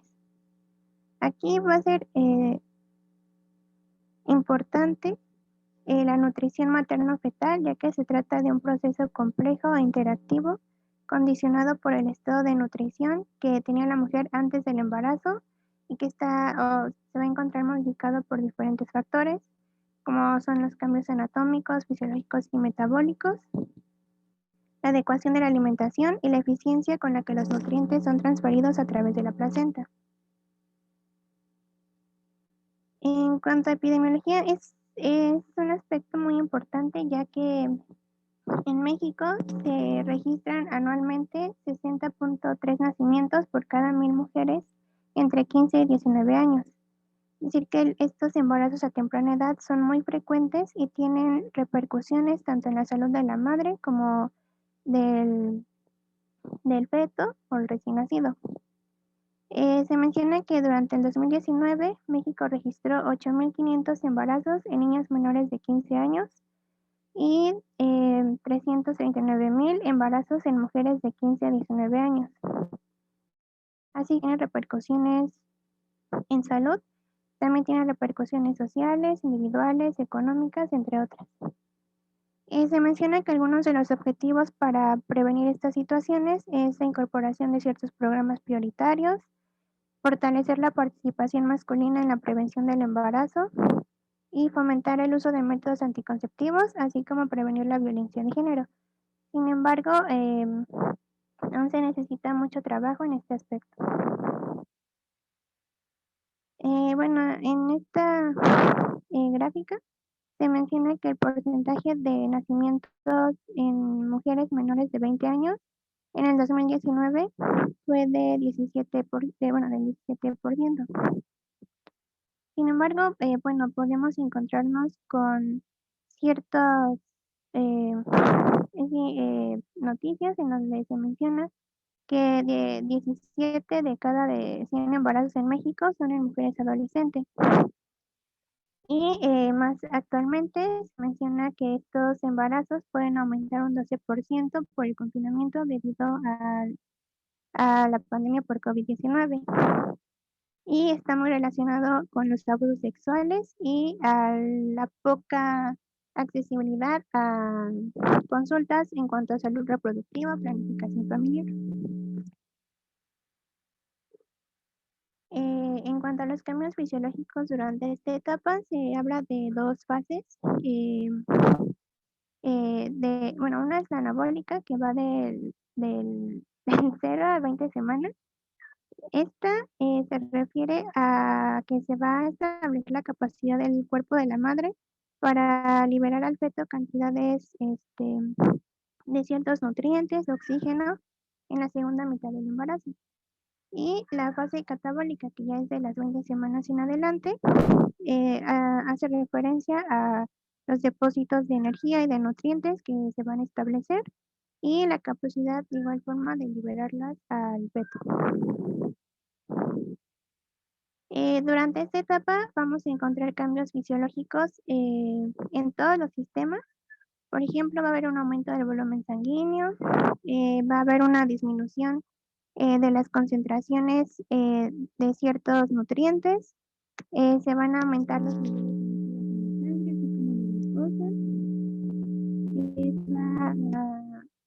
va a haber un crecimiento en cuanto a los órganos y tejidos maternos, va a haber un aumento del gasto cardíaco y la frecuencia cardíaca, así como un aumento del consumo de oxígeno, va a haber un aumento del apetito y el consumo de alimentos, el aumento de peso, cambios en el gusto y el olfato. En cuanto a cambios gastrointestinales, una relajación del tono muscular gastrointestinal, la presencia de náuseas y vómitos. En los riñones, un aumento del índice de filtración glomerular y la conservación de sodio, así como en la eliminación de nutrientes en la orina. También el aumento en el riesgo de infecciones en el tracto urinario. En el sistema inmunitario, una inmunidad restringida, igualmente el aumento del riesgo de estas infecciones. En cuanto al metabolismo, un aumento del índice metabólico basal y de la temperatura corporal. Igualmente, en cuanto a hormonas, va a haber una secreción de grandes cantidades de hormonas por parte de la placenta para apoyar los cambios fisiológicos del embarazo. Entre ellas la gonadotropina coriónica humana, que va a mantener el comienzo del embarazo y estimula el cuerpo lúteo para producir estrógeno y progesterona. La progesterona va a estimular el crecimiento del endometrio y la secreción de nutrientes. Los estrógenos aumentan la formación y el almacenamiento de lípidos y aceleran el desarrollo del útero. La somatotropina coriónica humana Va a promover la síntesis de proteínas, la asimilación de grasas y aumenta la resistencia de la insulina para mantener esta disponibilidad de glucosa para el feto. Y la leptina, que participa en la regulación del apetito, se ve disminuida, trayendo con esto cambios en el metabolismo de los lípidos, el aumento de peso y el uso de depósitos de grasa. También se menciona que el agua corporal total en el embarazo aumenta entre 7 y 10 litros. Un aspecto muy importante durante esta etapa va a ser la ganancia total de peso. De acuerdo al índice de masa corporal pregestacional, se tienen ciertas valores en cuanto a la ganancia recomendada en kilogramos durante el embarazo. En el caso de que se encuentre un índice de masa corporal bajo, se recomienda que una ganancia de peso de 12 a 18 kilogramos. Y cuando el índice de masa corporal es muy alto, se recomienda una ganancia de 5 a 9 kilogramos. Eso es muy importante porque una ganancia deficiente va a estar relacionada con un mayor riesgo de mortalidad materna y fetal, bajo peso al nacimiento o partos prematuros. Y una ganancia excesiva está relacionada con una diabetes gestacional, la presencia de preeclampsia o eclampsia o una macrosomía. Además, es importante mencionar que menos del 50% de los embarazos son planeados y la mayoría de las mujeres ya buscan una atención hasta el segundo trimestre del embarazo. Una fórmula o ecuación que nos puede ayudar a determinar, digamos, el peso que es necesario ganar durante esta etapa se realiza mediante el IMC pregestacional y la edad gestacional en semanas. Y obteniendo esto podemos adecuarlo a cada mujer. También es importante mencionar que las adolescentes embarazadas van a conformar un grupo de alto riesgo nutricio, ya que estas aún se encuentran en crecimiento y van a competir con el feto por nutrientes. Entonces podemos observar estados de desnutrición que van a tener o va a estar caracterizado por pobres reservas nutricias, un volumen sanguíneo bajo, un intercambio materno-fetal inadecuado, un desarrollo placentario anormal, partos pretérmino o bajo peso al nacer. En cuanto al sobrepeso, la obesidad va a tener repercusiones en cuanto a abortos espontáneos, una diabetes gestacional, una hipertensión gestacional, partos prematuros, una muerte fetal intrauterina, una macrosomía fetal en donde el peso de los recién nacidos sea mayor a 4.000 gramos y alteraciones del trabajo de parto y por lo tanto mayor tasa de cesáreas. Otros cambios que se observan durante esta etapa van a ser los ajustes en el metabolismo, que su objetivo es garantizar que haya nutrientes para el feto durante periodos de elevada necesidad de los mismos. En cuanto a los carbohidratos, su disponibilidad se va a ver afectada mediante cambios metabólicos que van a promover la resistencia materna a la insulina.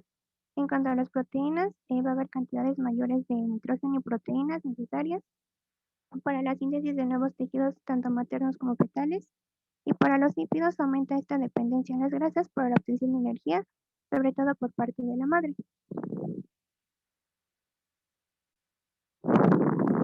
Los requerimientos energéticos durante el embarazo aumentan a causa de la síntesis de proteínas y tejidos grasos y del costo de sustentar una cantidad creciente de tejidos metabólicamente activos que se ve reflejada en los productos de la concepción, el tejido materno que tienden a aumentar de tamaño y el gasto de energía total. Entonces se habla de que durante todo el embarazo se utilizan alrededor de 80.000 kilocalorías y que por día se requiere una ingesta promedio de 300 kilocalorías y estas van a verse aumentadas durante el segundo trimestre en 340 y en el tercer trimestre a 450.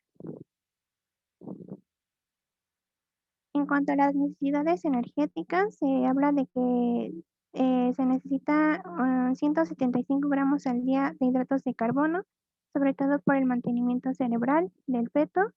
Igualmente una fibra dietética de 28 gramos al día. Proteínas en total durante toda esta etapa, un consumo de 925 gramos y al día 71 gramos. En cuanto a los lípidos, el porcentaje está relacionado del 25 al 30% y se hace énfasis en el consumo de ácido linoleico, 13 gramos al día, o alfa-linoleico, de 1.4 gramos al día, ya que van a funcionar como componentes estructurales de las membranas celulares y ciertos órganos como cerebro, retina, del feto van a ser particularmente ricos en ácidos grasos. Y de líquido se recomienda una ingesta de 2.000 mililitros al día. Igualmente, en cuanto a micronutrientes, va a ser muy importante sobre todo folato, vitamina A, para evitar ciertas complicaciones durante el desarrollo del feto. Igualmente, en cuanto a los minerales, las necesidades de hierro van a aumentar de manera importante. Se menciona que se necesitan cerca de 1.000 miligramos adicionales, en donde 300 se utilizan para el feto y la placenta, 250 se pierden en el parto y 450 se van a usar para aumentar la cuenta de eritrocitos. De igual forma es muy importante llevar a cabo una suplementación durante esta etapa, sobre todo de hierro. Entonces, de acuerdo a la prevalencia de anemia que puede llegar a presentarse, se recomienda que estos esquemas de suplementación sean diarios, generalmente, y, por ejemplo, si la prevalencia es mayor a 40%, se requiere una composición de 60 miligramos de hierro y 400 microgramos de ácido fólico. Estos suplementos multivitamínicos y minerales prenatales van a beneficiar sobre todo a las mujeres que normalmente no consumen una dieta adecuada, cursan con embarazos múltiples, fuman, beben o usan drogas, son veganas, tienen anemia por deficiencia de hierro o una deficiencia nutricional diagnosticada, así como una necesidad terapéutica de un nutriente específico.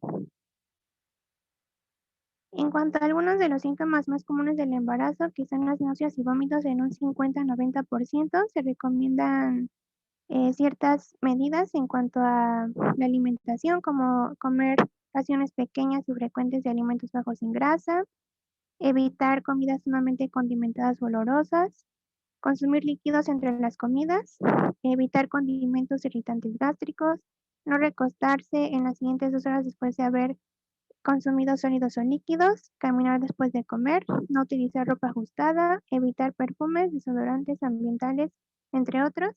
Y se puede utilizar la piridoxina en 25 miligramos cada 8 horas por 3 días. Igualmente, algunos productos que debemos evitar durante esta etapa es el alcohol, ya que va a tener ciertas repercusiones en las retardos en el crecimiento, retraso mental, abortos espontáneos o un desprendimiento prematuro de la placenta. Igualmente, la cafeína no está tan restringida, aunque sí tiene ciertas complicaciones como un bajo peso al nacer o abortos espontáneos. Se recomienda que la cantidad sea de menos de 300 miligramos al día. Y aquí es importante decirle a la paciente que la cafeína también podemos encontrarla en ciertas bebidas energéticas, en el refresco. Entonces debemos establecer la cantidad adecuada para que no sobrepase el límite.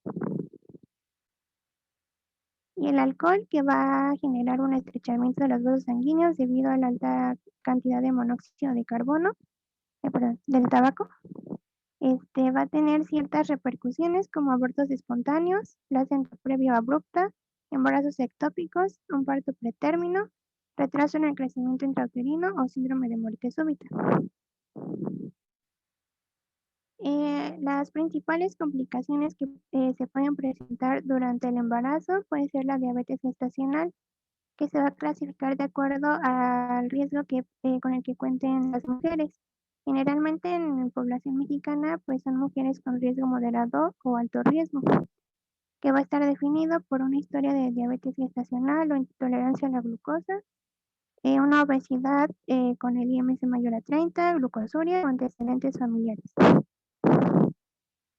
Entonces se realiza un tamizaje para lograr que se encuentren valores normales en donde se pretende que en el ayuno sea entre 60 y 90 miligramos sobre decilitro, en una hora postprandial sea menor a 140 y 2 horas postprandial sea menor a 120. Y aquí las medidas a tomar son sobre todo mediante la modificación de la alimentación. Entonces se aconseja que el porcentaje de hidratos de carbono sea de un 45%, de las proteínas de un 20 a un 25% y de los lípidos de un 35 a un 40%. También otra de las complicaciones es la enfermedad hipertensiva en el embarazo, que se define como la tensión sistólica mayor a 140 milímetros de mercurio y una diastólica mayor a 90 milímetros de mercurio. Esta se va a clasificar en una hipertensión crónica que ya es, digamos, antes del embarazo y se presenta antes de la semana 20 de gestación y sigue persistiendo aún después del nacimiento. Una hipertensión gestacional que se va a detectar por primera vez después de la semana 20 y esta puede llegar a remitirse después de la semana 2 de posparto. La preeclampsia que aparece igualmente después de la semana 20 y se acompaña de proteinuria, o la eclampsia que presenta los mismos signos que la preeclampsia acompañado de convulsiones. Para esto no se tiene como ciertas medidas específicas, pero se recomienda la ingesta de calcio y potasio. Finalmente aquí tenemos algunos alimentos que van a contener ciertos nutrientes y que podemos recomendar para la paciente y así presente una deficiencia. Por ejemplo, el hierro se puede encontrar en ciertos productos de origen animal como el hígado, la carne de res, carnes rojas, huevo, mariscos, de origen vegetal en ciertas leguminosas, verduras como acelgas, espinacas, verdolagas, quelites, hongos, en algunos cereales y otros, como en frutas secas o nueces. El calcio se puede encontrar en la leche y sus derivados, algunos pescados como el salmón, la trucha y la sardina. La vitamina D igualmente en algunos pescados como el atún y el salmón. También en el queso, la yema de huevo y el folato. En cuanto a alimentos de origen animal, lo podemos encontrar en el hígado y otras vísceras, en ciertas verduras como la lechuga, el betabel, la selga y en algunas frutas como la naranja, el plátano y el kiwi. Entonces, los componentes básicos en una dieta adecuada durante esta etapa se debe proveer suficientes calorías para mantener índices apropiados del aumento del peso. Debe incluir 600 microgramos de folato diario, así como 300 miligramos diarios de ácido eicosapentaenoico, que finalmente son lípidos que van a tener cierta repercusión en el desarrollo del feto y que podemos encontrar sobre todo en el pescado. También deben brindar suficiente fibra dietética, incluir 9 tazas de líquidos por día y excluir el alcohol y limitar el consumo de café a menos de 4 tazas por día. Aquí nos muestran un ejemplo del aporte digamos, en una dieta con 2.600 calorías totales y el grupo alimentario, cuánto es lo que aporta y algunos consejos sobre ciertos alimentos. Entonces, las dejo ahí por si nos quieren revisar después. Para la valoración dietética es importante evaluar la ingesta dietética, el peso, los biomarcadores del estado nutricional, las preferencias y recursos alimentarios, embarazos anteriores y antecedentes de salud, así como el uso de suplementos dietéticos.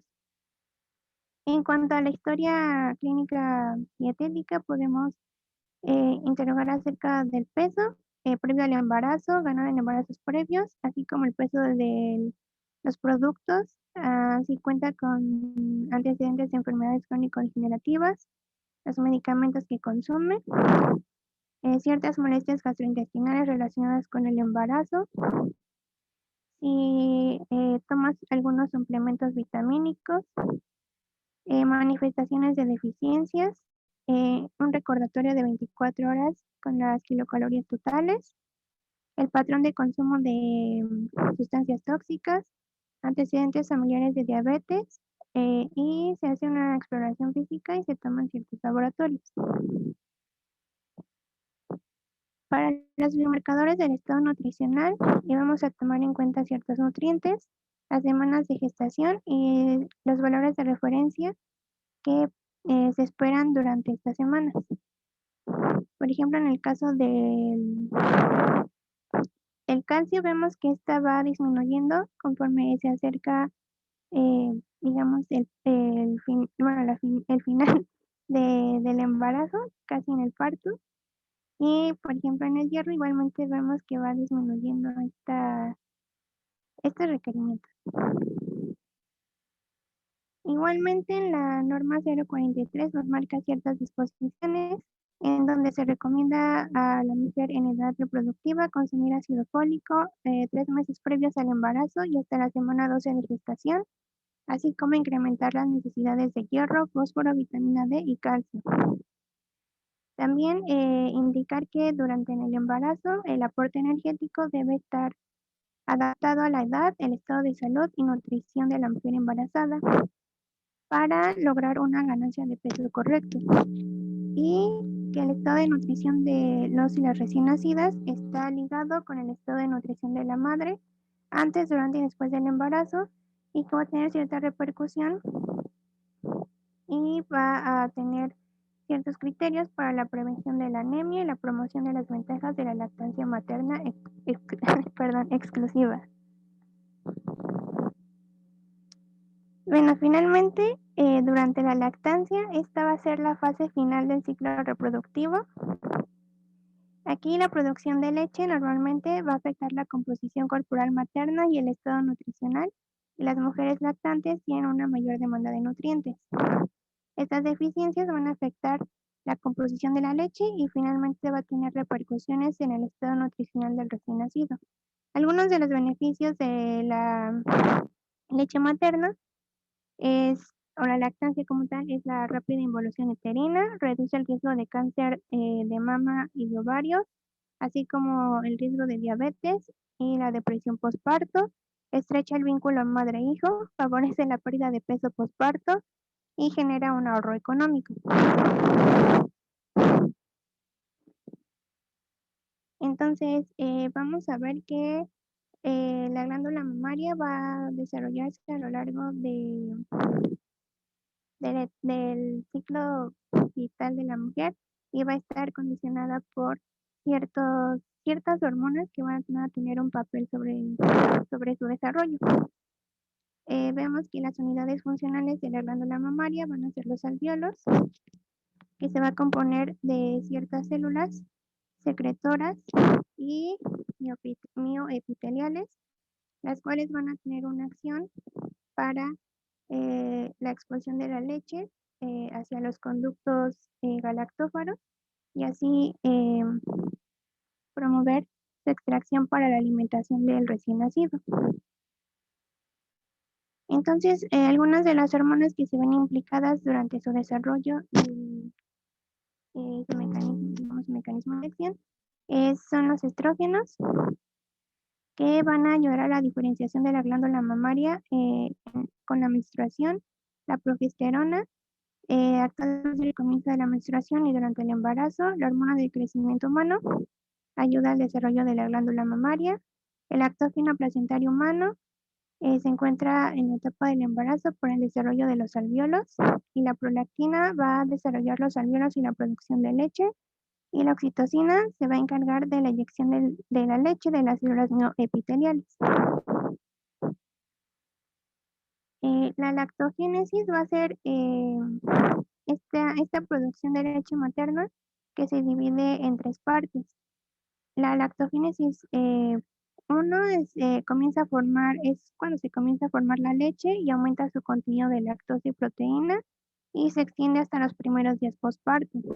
La lactogénesis 2 comienza 2 a 5 días después del parto y va a caracterizar por el aumento del flujo sanguíneo a la glándula mamaria. Y aquí es donde bueno, se comienza la producción del calostro, que va a ser rica en proteínas. Y la lactogénesis 3 va a comenzar alrededor de 10 días después del nacimiento y constituye el momento en que la composición de la leche se va a estabilizar. Como ya nos mencionaban también un poco ayer, el contenido del calostro y como tal la leche madura va a estar compuesto por ciertas grasas y proteínas y ciertas vitaminas. Y vamos a ver que las calorías totales del calostro es de 55 y de la leche madura de 67. Y la forma en que funciona es mediante estímulos sensoriales, que empieza con la succión por parte del recién nacido, lo que envía un estímulo. Y este estímulo va a generar la liberación de las hormonas prolactina para la estimulación de la producción de la leche y la oxitocina que va a estimular la eyección de la leche. Se menciona que en las primeras 24 horas el bebé amamanta entre 3 y 8 veces y es de 7 a 123 mililitros de calostro. Y durante el segundo y cuarto día posparto, esta producción aumenta de 50 a 500 mililitros al día. Es muy importante orientar a la mujer una vez que, una vez que pase el parto, para que realice la lactancia inmediatamente, para que realice la lactancia inmediatamente, porque esto va a tener ciertas repercusiones en cuanto al estado nutricional del recién nacido. Es importante que la lactancia sea exclusiva los primeros 6 meses y es importante que les enseñemos cómo hacerlo de forma correcta, ya que puede generar ciertas complicaciones, sobre todo en aquellas realizas, cuando no se realiza de forma correcta, puede conllevar a que estas prefieran no alimentar a, pues a sus hijos de esta forma y prefieran ya implementar ciertos productos o fórmulas y pues finalmente va a tener repercusiones en el estado nutricional del recién nacido. Es importante mencionar que la producción típica de leche es en promedio alrededor de 600 mililitros en el mes posterior al parto y este incrementa de 750 a 800 mililitros. Y esta producción varía de 450 a 1200 mililitros por día en mujeres que amamantan. Y lo que nos menciona la norma 007 es que el inicio de la lactancia materna exclusiva sea dentro de los primeros 30 minutos de vida de la persona recién nacida.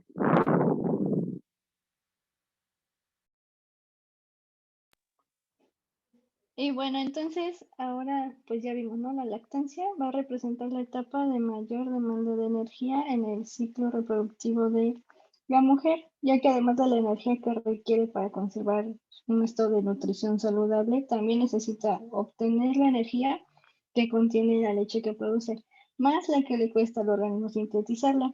Entonces, pues se ha establecido que en promedio la leche tiene 0.67 kilocalorías por mililitro. Y por otro lado, se sabe que el volumen de leche que produce una mujer sana que practica la lactancia exclusiva durante los primeros 6 meses postparto es en promedio de 750 mililitros al día, en un intervalo de 450 a 1200 mililitros al día. Posteriormente, este volumen va a disminuir ya dependiendo del momento y de la medida que se introduzcan alimentos diferentes a la leche a la dieta del bebé. Y se ha calculado que el costo de la lactancia exclusiva en los primeros 6 meses es de 500 kilocalorías por día y considerando una producción de 600 mililitros entre el séptimo mes y el año postparto, se calcula un costo de 400 kilocalorías por día. Siguiente, por favor.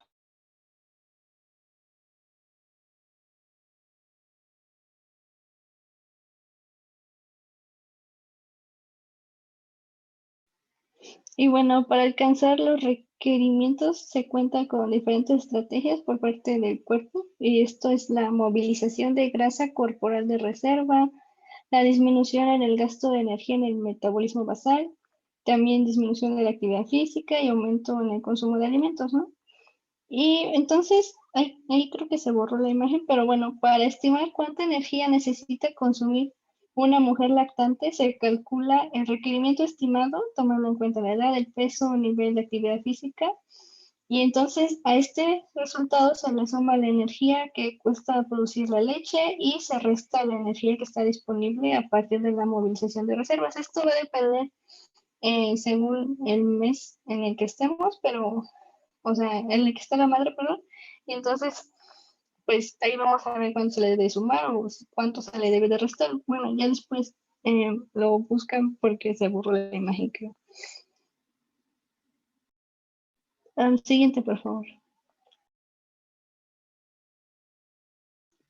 Entonces, ahora durante la lactancia, pues vamos a tener que aumentar el consumo de hidratos de carbono para reponer los 60 gramos al día que se secreta en la leche y los 100 gramos que se utiliza diariamente en el cerebro.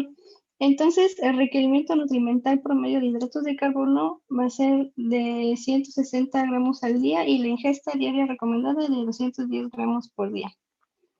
Y para calcular el requerimiento de proteínas durante esta etapa, se asume que la lactancia no modifica la cantidad necesaria para la conservación de la masa magra de la mujer no embarazada no lactante, que es de 46 gramos por día. Entonces, después de varios cálculos, se llega al requerimiento nutrimental promedio, que es de 21 gramos por día, y la ingesta diaria recomendada de 25 gramos por día extra de proteínas. En cuanto a los lípidos, se recomienda que el intervalo de consumo sea entre 20 y 35% de la energía total. Sin embargo, la proporción que se consume a partir de lípidos y así como el tipo de ácidos grasos va a influir en el tipo de leche. Bueno, mejor dicho, en el tipo de los lípidos que va a contener la leche, pero no sobre su cantidad, ¿ok?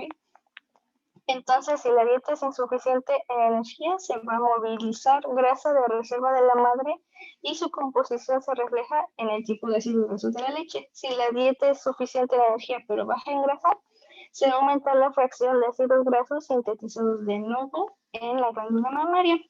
Y si es hiperenergética, se sintetizan lípidos de reserva corporal y la fracción de ácidos grasos saturados será mayor. Siguiente, por favor. Entonces, ya rápido, los nutrimentos inorgánicos y vitaminas. Ok, aquí el hierro, considerando que solo el 18% de hierro en la dieta se absorbe en esta etapa, se ha propuesto que el requerimiento nutrimental promedio sea de 6.5 miligramos por día y la ingesta diaria recomendada de 9 miligramos por día. Y para el calcio, durante los primeros 6 meses, la leche materna va a aportar al lactante alrededor de 200 miligramos de calcio al día. Entonces, el requerimiento nutrimental promedio y la ingesta recomendada va a ser lo mismo que una mujer no embarazada, de 800 y 1000 miligramos al día respectivamente. Para la vitamina D, el requerimiento nutrimental promedio es de 400 unidades al día y la ingestión diaria recomendada de 600. Para el ácido fólico, pues para estimar este requerimiento, el promedio, en promedio va a ser de 450 microgramos al día y la ingesta diaria recomendada de 500 microgramos al día. Pero aunque el aporte de folato sea insuficiente, o sea, en la dieta, la concentración de la leche se va a mantener gracias a la movilización de las reservas maternas. Siguiente, por favor. Ahora el agua, aquí la ingesta diaria sugerida es de 3.8 litros y esto puede cubrirse pues, a partir de agua potable, de otras bebidas o también del agua que contienen los alimentos. Y pues se menciona que los consumos menores no necesariamente ponen en riesgo a la mujer o al éxito de la práctica de la lactancia. Siguiente, por favor. Entonces, en cuanto al alcohol, se ha visto que una copa de vino de 100 mililitros no produce ningún efecto sobre la eyección de la leche, pero cuando ya se consumen más de 0.5 gramos por kilo de peso materno, el alcohol ya llega a disminuir el reflejo de eyección de leche. En cuanto a la cafeína, se ha visto que solamente llega el 0.06% y 1.5% de la dosis de cafeína que consume la madre. Pero aquí pues establece un nivel máximo recomendado, ¿no? Que es de 300 miligramos al día o menos si el bebé es prematuro. Y en cuanto al tabaquismo, pues va a tener un efecto negativo sobre el reflejo de eyección y el volumen de leche que la mujer produce. Siguiente, por favor.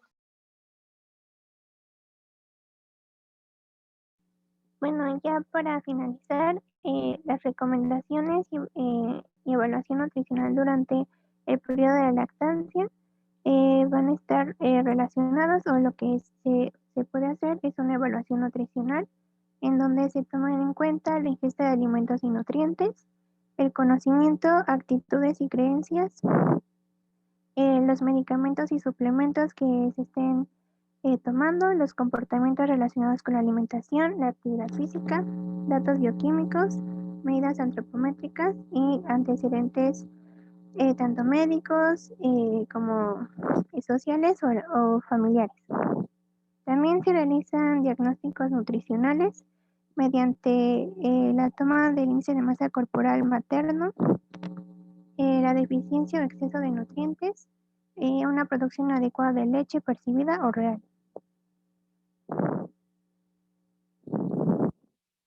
Algunas intervenciones nutricionales comunes, cuando se altera la ingesta energética para lograr el peso ideal o la meta de peso, se refuerzan los principios de producción de leche y se recomienda sobre todo la vitamina B12 para las mujeres veganas u otros suplementos cuando la ingesta es inadecuada. Y también se realiza una vigilancia nutricional y plan de valoración en donde se toma en cuenta el cambio en el peso, el crecimiento del lactante y las reservas de nutrientes. Algunos de los consejos o recomendaciones para la mujer lactante es que necesita beber agua o leche o ciertos jugos en respuesta a su sed, que se realice menos de 5 tomas de alimentos al día mediante una dieta variada en la que se incluyan todos los alimentos, evitar o reducir el consumo de bebidas con cafeína, evitar el alcohol y el tabaco, evitar una dieta que aporte menos de 1800 calorías al día, evitar ciertos productos herbolarios o plantas medicinales, ya que puede tener ciertas acciones que pueden ser tóxicas. También suplementos de vitamina B12, ácido fólico, igualmente en mujeres vegetarianas. En madres fumadoras, aumentar las necesidades de vitamina C. Y se aconseja aplicar 400 unidades diarias de vitamina D a todos los niños amamantados y que las madres lactantes reciban un suplemento diario de 200 microgramos de yodo en forma de yoduro potásico. Igualmente, la norma 043 nos indica que la práctica de la lactancia incrementa las necesidades de energía y nutrimentos, especialmente de calcio y fósforo, y es necesario, por lo tanto, aumentar el consumo de alimentos y líquidos de acuerdo con el estado de salud, nutrición y actividad física. Y eso sería todo de nuestra parte. Muchas gracias. Listo, chicos. Déjenme pasar rápido lista nada más, ¿vale? Dinora, así rápido, aquí. Presente, doctora. Gracias. Judith, Presente, doctora. Viridiana, Presente, doctora. Agustín, Karen, Presente, doctora. Jorge, Presente, doctora. Presente. Priscila, Presente. Yamil, Presente. María Guadalupe, Presente, doctora. Leticia, Presente, doctora. Angélica, Presente, doctora. Maritzel, Presente, doctora. Diego, Presente. de Brenda Itzel, Presente, doctora. Brenda Carolina, Presente. Diosel Ivana, Presente, doctora. Mariana Guadalupe, Presente. Andrea Montserrat, Presente. Vivian Berenice, Presente. Francisco Javier, Presente. Ana Gabriela, Presente. Denise, Samantha, Presente. gracias. Susana, Presente. Nuria, Presente. Mario Alberto, Presente. Marlene Presente. y Alan. Alan Miguel, ¿estás por ahí? Sí, doctora, una disculpa, Ah. no sé por qué no me pedía el permiso del micrófono. Perfecto, chicos, les queda un minuto para irse a su clase. El día de mañana, si quieren, solucionamos dudas y les voy a hacer ahí como unas pequeñísimas aportaciones a la clase para antes de continuar el tema. ¿Sale? Sí, doctora, muchísimas gracias. Nos vemos mañana. Nos vemos, chicos, mañana. Bye.